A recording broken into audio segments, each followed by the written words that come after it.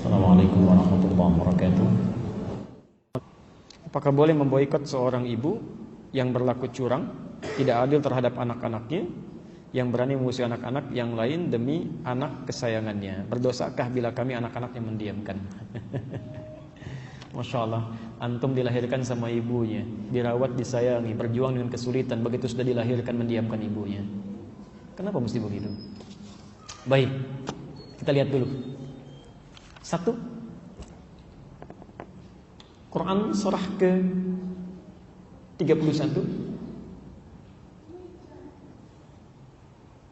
ayat 14, posisi paling kiri sebelah atas.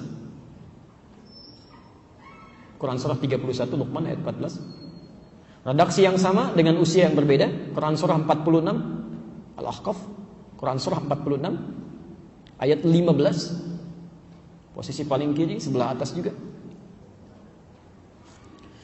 Kemudian Quran surah ke-17 ayat 23, posisi paling kanan di pertengahan.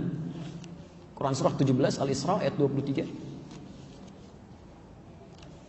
Selanjutnya caranya, solusinya tadi Quran surah ke-16 An-Nahl ayat 125. Hadis Nabi-nya ditemukan di Al-Adabul Mufrad. Al-Adabul Mufrad, Adabul Mufrad kayak Imam Al-Bukhari, karya Imam Al-Bukhari. Sudah? Nomor hadis yang kelima, posisi sebelah kanan di pertengahan. Baik, mari kita lihat dulu pertama. Keterangan tentang ibu di dalam Al-Quran, bagaimana keadaannya, seperti apa cara berbaktinya, dan bagaimana cara memberikan solusi-solusi dalam kehidupannya. Baik Bapak Ibu sekalian, yang pertama, tidak ada orang disanjung oleh Allah, diangkat derajatnya, bahkan disandingkan setelah kita beriman kepada Allah dan menyembahnya, kecuali berbakti pada orang tua. Kecuali berbakti pada orang tua. Ada banyak ayat di Quran, kita ambil beberapa saja. Pertama, Quran surah ke-31 tadi ayat ke-14, kan? Quran surah 31 Luqman ayat 14. Wa wassaynal insana biwalidayhi hamalathu ummuhu wahnan ala wahnin wa fisaluhu fi 'amain. Ada ayatnya? Baik. Perhatikan kalimatnya. Dan kami wasiatkan pada setiap manusia. Dan kami wasiatkan, Allah memberikan wasiat. Saya mau tanya sebentar. Biasanya kalau Bapak Ibu dengar kata wasiat, yang terbayang di benak kita apa? Pingsan, mau meninggal. Saya mau tanya, Allah pingsan gak Bu? Allah meninggal gak Pak? Enggak kan? Jadi mustahil ya. Maaf, Allah maha hidup, tidak mungkin wafat, dan selalu terbebas dari penyakit-penyakit yang tidak baik ya. Pelan-pelan. Wasiat asal katanya itu adalah pesan yang kuat, pesan yang sangat kuat ya, asal maknanya.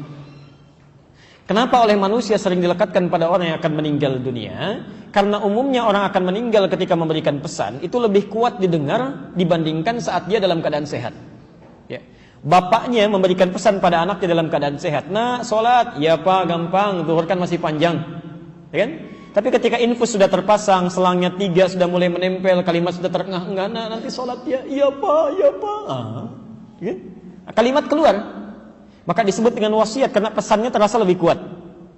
Kalau di Quran Anda menemukan kalimat pesan dengan menggunakan wasiat, itu artinya pesan yang disampaikan mesti dipegang kuat, tidak sembarangan. Apalagi kalau Allah yang sudah berwasiat. Di kalimat bebasnya ingin mengatakan, "Hei, kami berikan pesan kepada Anda semua dengan sangat kuat, jangan main-main di sini. Kami wasiatkan, kami pesankan supaya berbakti pada kedua orang tuanya." Masya Allah, ketika Allah menyebutkan bakti pada orang tua, yang didahulukan seorang ibu. Anda bayangkan, belum ayahnya, ibunya dulu. Hamalathu ummuhu. Bahkan nanti di hadis disebutkan 3 kali. Ketika ada seorang bertanya, "Ya Rasulullah, kepada siapa saya mesti berbuat baik?" Ya. Kata Nabi, "Ibumu, ummuk, siapa lagi ibumu, siapa lagi ibumu?" Sampai 3 kali. Ya, sampai 3 kali. Masya Allah, baru abuk, baru ayahmu. Ya. Karena ibu itu mengalami 3 kesulitan yang tidak dirasakan oleh ayah. 3 kesulitan yang tidak dirasakan oleh ayah. 1 mengandung, 2 melahirkan, 3 menyusui. Dan ayah tidak melakukan itu. Makanya oleh Nabi disebutkan 3 kali karena peran ibu memiliki 3 hal yang tidak dimiliki oleh ayah: mengandung, melahirkan, menyusui, sampai menyapinya.